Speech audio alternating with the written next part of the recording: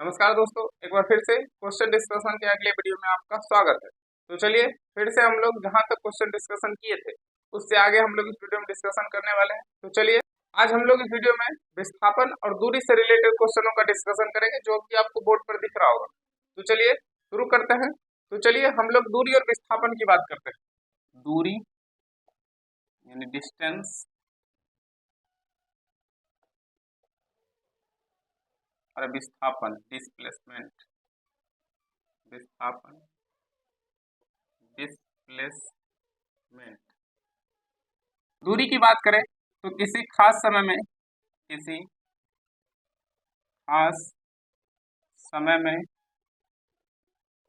चले गए पथ की कुल लंबाई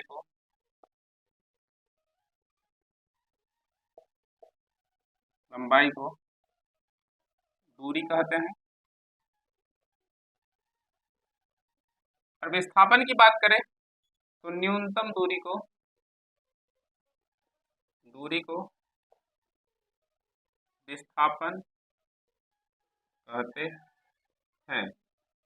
यानी किसी खास समय में चले गए पथ की कुल लंबाई को दूरी कहते हैं और न्यूनतम दूरी को विस्थापन कहते हैं। जैसे मान लीजिए कि ये कोई ए बिंदु है और ये कोई बी बिंदु है और ये कोई सी बिंदु है। तो हमको ए से सी तक जाना है। इसका दो रास्ता हो सकता है, या तो पहले ए से बी पर जाए या तो बी पर से सी पर जाए। यानी ए से पहले बी पर जाए और बी से सी पर, या तो सीधा ए से सी तक जाए, यानी ए से सीधा जाए सी तक, या तो ए से पहले बी पर और बी से सी पर। तो इसका दो रास्ता है, यानी ए से और बी से सी गए, इसकी जो पथ की कुल लंबाई होगा उसे दूरी कहेंगे। और ये जो न्यूनतम दूरी होगा ए से सी तक, यानी इसकी जो न्यूनतम दूरी होगा उसे विस्थापन। यानी पथ की कुल लंबाई ए से बी और बी से सी, इसकी जो कुल लंबाई होगा वो दूरी होगा, और इसके बीच की जो न्यूनतम दूरी होगा, ये शॉर्टकट डिस्टेंस जो होगा उसे विस्थापन कहते हैं। अब दूरी की बात करें तो इसका एसआई मात्रक मीटर होता है। विस्थापन की बात करें तो इसका भी एसआई मात्रक मीटर होता है। इसका एसआई मात्रक मीटर होता है। दूरी अदिश राशि है, अदिश राशि है। विस्थापन की बात करें तो ये सदिश राशि, विस्थापन सदिश राशि है। विस्थापन सदिश राशि है क्योंकि इसमें दिशा होता है, यानी इस दिशा से इस दिशा, लेकिन दूरी में कोई दिशा नहीं होता है। यानी किसी भी दिशा में जा रहे मतलब दूरी, यानी दूरी में दिशा नहीं होता है इसलिए अदिश राशि, और विस्थापन में दिशा होता है इसलिए सदिश राशि। अब दूरी की बात करें तो दूरी सदैव धनात्मक और शून्य होता है। और विस्थापन की बात करें तो विस्थापन धनात्मक, ऋणात्मक, शून्य, तीनों हो सकता है। देखिए दूरी की बात करें तो किसी खास समय में चले गए पथ की कुल लंबाई को दूरी कहते हैं। विस्थापन की बात करें तो विस्थापन न्यूनतम दूरी को विस्थापन कहते हैं। दूरी का एसआई मात्रक मीटर होता है, विस्थापन की एसआई मात्रक मीटर होता है। दूरी अदिश राशि है और विस्थापन सदिश राशि है। दूरी का मान सदैव धनात्मक और शून्य होता है, और विस्थापन धनात्मक भी हो सकता है, ऋणात्मक भी और शून्य भी हो सकता है। अब देखिए क्वेश्चन क्या है। क्वेश्चन है कि डैश वह भौतिक राशि है जो कभी भी ऋणात्मक नहीं हो सकता है। तो देखिए विस्थापन की बात करें तो विस्थापन धनात्मक, ऋणात्मक और शून्य तीनों होता है। यानी विस्थापन ऋणात्मक होता है, लेकिन दूरी की बात करें तो दूरी देखिए धनात्मक और शून्य होता है, लेकिन दूरी कभी भी ऋणात्मक नहीं हो सकता है। तो इसका आंसर क्या होगा? दूरी, ऑप्शन ए। अगला क्वेश्चन है कि डैश का उपयोग एक वस्तु की समग्र गति का वर्णन करने और किसी दिए गए समय पर इसकी प्रारंभिक स्थिति के संदर्भ में अंतिम स्थिति का पता लगाने के लिए किया जाता है। यानी किसी वस्तु का प्रारंभिक स्थिति और अंतिम स्थिति का पता लगाने के लिए हम लोग दूरी और विस्थापन का प्रयोग करते हैं। दूरी और विस्थापन का, यानी किसी वस्तु के प्रारंभिक और अंतिम स्थिति का पता लगाने के लिए हम लोग दूरी और विस्थापन का प्रयोग करते हैं। देखिए किस ऑप्शन में दूरी और विस्थापन, ऑप्शन सी में दूरी और विस्थापन। अगला क्वेश्चन है कि वेग और समय का गुणनफल प्रदान करता है। तो देखिए वेग बराबर आप फॉर्मूला पढ़िएगा कि वेग बराबर होता है विस्थापन बटे समय, विस्थापन बटे समय, यानी एकांक समय में तय की गई विस्थापन को वेग कहते हैं। अब देखिए पूछ रहा है कि वेग और समय का गुणनफल, अब इस दोनों को गुणा कर दीजिए, वेग और गुना समय बराबर क्या, विस्थापन। हमसे पूछ रहा था कि वेग और समय का गुणनफल क्या कहलाता है, विस्थापन, यानी वेग और समय का गुणनफल क्या कहलाता है, विस्थापन। तो इसका आंसर क्या होगा, विस्थापन, ऑप्शन बी। अगला क्वेश्चन है, यदि किसी वस्तु द्वारा तय की गई दूरी शून्य है तो वस्तु का विस्थापन कितना होगा।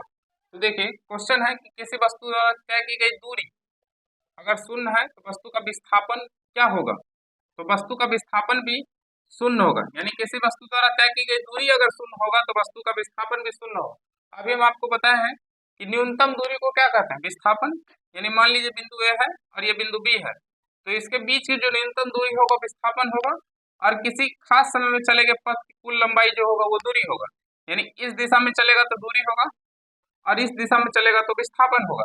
कह रहा है कि दूरी शून्य है, मतलब ये दूरी शून्य है किसी वस्तु का, जब दूरी शून्य होगा तो इसका विस्थापन क्या होगा, शून्य, तो इसका आंसर क्या होगा, शून्य, ऑप्शन बी। अगला क्वेश्चन है कि एक वस्तु को ऊपर की ओर फेंका जाता है, यह 100 मीटर की ऊंचाई तक जाती है और फिर फेंकने पर वापस आ जाती है, तो पहला ऑप्शन है कि वस्तु का विस्थापन 50 मीटर है, दूसरा ऑप्शन है वस्तु द्वारा तय की गई कुल दूरी शून्य है, तीसरा ऑप्शन है कि वस्तु का वास्तविक विस्थापन 100 मीटर है, और चौथा ऑप्शन है वस्तु का विस्थापन शून्य है। तो देखिए क्वेश्चन है कि एक वस्तु को ऊपर की ओर फेंका जाता है, मान लीजिए कोई वस्तु है जिसको ऊपर की तरफ फेंका गया, ऊपर की तरफ फेंका जाता है, यह 100 मीटर की ऊंचाई तक जाता है, मान लीजिए कि यह 100 मीटर की ऊंचाई तक गया, 100 मीटर की ऊंचाई तक गया है और फिर फेंकने वाले के पास वापस आ जाता है, यानी जहां से फेंका है फिर वहीं आ गया, यानी हम आपको बताएं कि पथ की कुल लंबाई जो होगा वो दूरी होगा, यानी दूरी की बात करें तो दूरी यानी 100 मीटर गया है, 100 मीटर आया है,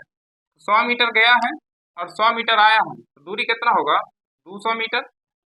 और न्यूनतम दूरी को विस्थापन कहते हैं। न्यूनतम दूरी की बात करें, देखिए न्यूनतम दूरी क्या होगा, जहां से चला था वहीं फिर आ गया, इसका मतलब विस्थापन क्या होगा, शून्य, जहां से चला था वहीं आ गया, इसका मतलब विस्थापन क्या होगा, शून्य। तो दूरी होगा 200 मीटर लेकिन विस्थापन क्या होगा, 0। अब देखिए पहला ऑप्शन है कि वस्तु का विस्थापन 50 मीटर है, वस्तु का विस्थापन शून्य है, इसका मतलब ये नहीं होगा। अगला ऑप्शन है वस्तु द्वारा तय की गई कुल दूरी शून्य है, वस्तु द्वारा तय की गई कुल दूरी 200 मीटर है, यह भी नहीं होगा। अगला ऑप्शन है कि वस्तु का वास्तविक विस्थापन 100 है, वस्तु का वास्तविक विस्थापन शून्य है, यह भी नहीं होगा। और डी ऑप्शन है वस्तु का वास्तविक विस्थापन शून्य है, तो वस्तु का वास्तविक विस्थापन क्या है, शून्य है, तो इसका आंसर क्या होगा, ऑप्शन डी। अब देखिए चाल और वेग से रिलेटेड क्वेश्चन है, तो देखिए चाल,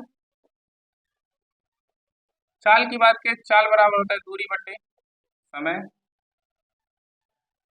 और वेग की बात करें तो वेग बराबर होता है विस्थापन बटे समय, विस्थापन बटे समय, यानी चाल बराबर होता है दूरी बटे समय और वेग बराबर होता है विस्थापन बटे समय, यानी एकांक समय में तय की गई दूरी को चाल कहते हैं और एकांक समय में तय किए गए विस्थापन को वेग कहते हैं। चाल की एसआई मात्रक की बात करें, एसआई मात्रक की बात करें तो दूरी का होता है मीटर और समय का होता है सेकेंड, इसलिए इसका मात्रक होगा मीटर पर सेकेंड। वेग की एसआई मात्रक की बात करें तो विस्थापन का होता है मीटर और समय का होता है सेकेंड, इसलिए इसका भी मात्रक क्या होगा, मीटर पर सेकेंड, यानी चाल का और वेग का मात्रक क्या होगा, मीटर पर सेकेंड। चाल की बात करती है अदिश राशि है, अदिश राशि है, और वेग की बात करती है सदिश राशि, सदिश राशि है, यानी चाल बराबर होता है दूरी बटे समय और इसका एसआई मात्रक मीटर पर सेकेंड होता है, चाल अदिश राशि है।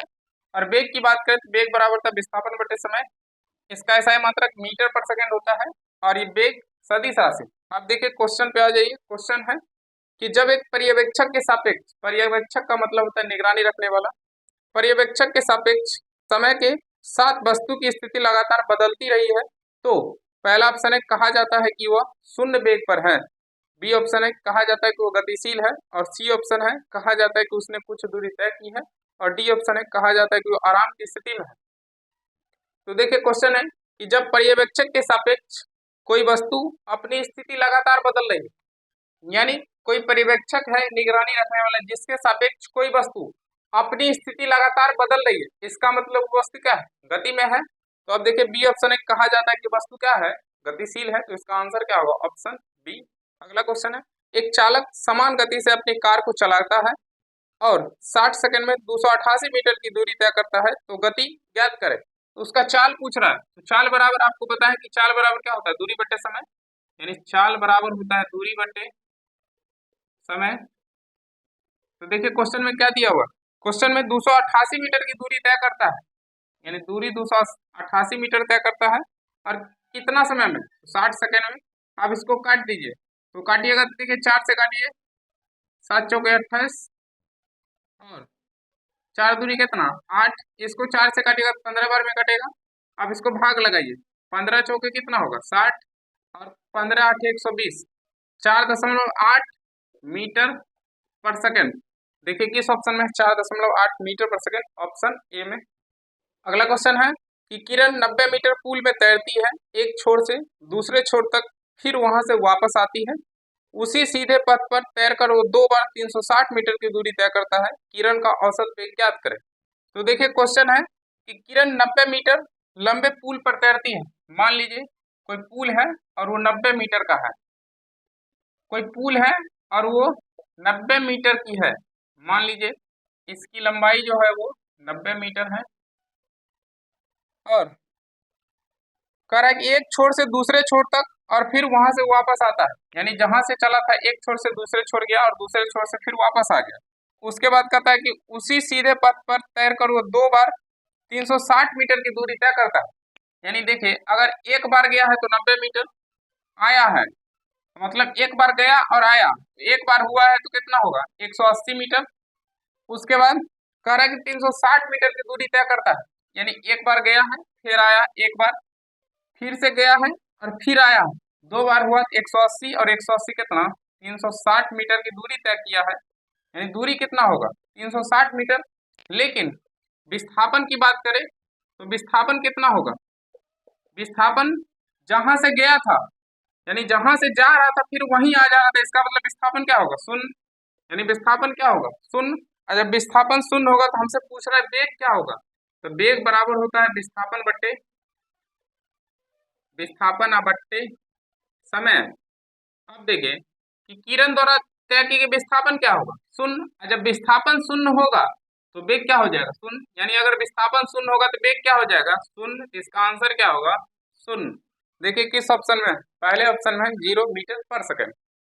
अगला क्वेश्चन है कि किसी वस्तु का त्वरण इसके डैश में प्रति इकाई समय में हुआ परिवर्तन है। तो देखिए त्वरण बराबर होता है वेग बट्टे समय, यानी त्वरण बराबर होता है वेग बट्टे समय। अब देखिए क्या पूछ रहा था कि किसी वस्तु का त्वरण डैश में प्रति इकाई समय में हुआ परिवर्तन, इसका मतलब होता है प्रति डैश में प्रति इकाई समय में हुआ परिवर्तन, किस में, तो वेग में। तो इसका आंसर क्या होगा वेग। देखिए किस ऑप्शन में, पहले ऑप्शन में है वेग। अगला क्वेश्चन है कि फ्रेम के संदर्भ में जो समय का फंक्शन है एक वस्तु की स्थिति में परिवर्तन की दर, उसे क्या कहा जाता है। तो देखिए अभी हम आपको बताएं कि वेग बराबर क्या होता है, वेग बराबर विस्थापन बट्टा समय। अब विस्थापन कोई स्थिति बोलता है, स्थिति। अब देखिए क्वेश्चन है कि एक वस्तु की स्थिति में परिवर्तन की दर बट्टा में अगर समय है तो उसको दर बोलते हैं, यानी क्वेश्चन है कि वस्तु की स्थिति में परिवर्तन की दर, यानी स्थिति में परिवर्तन का दर क्या कहलाता है वेग। तो इसका आंसर क्या होगा ऑप्शन सी वेग। अगला क्वेश्चन है कि समय के साथ किसी वस्तु का वेग दिखाने वाला ग्राफ को कहा जाता है।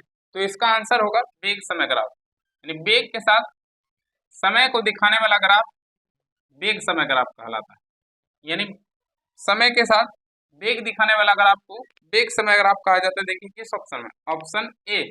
अब एक चीज और याद रखिएगा, एक होता है विस्थापन समय ग्राफ, विस्थापन समय ग्राफ, यानी समय के साथ अगर वेग दिखाएगा तो वेग समय ग्राफ होगा और समय के साथ अगर विस्थापन को दिखाएगा तो विस्थापन समय ग्राफ होगा। तो इसका आंसर क्या होगा ऑप्शन ए वेग समय ग्राफ। अगला क्वेश्चन है कि औसत चाल और औसत वेग वस्तु की गति को दर्शाता है। तो हम आपको बताएं कि चाल बराबर होता है दूरी बटे समय, चाल बराबर दूरी बटे समय, और वेग बराबर होता है विस्थापन बटे समय, विस्थापन बटे समय।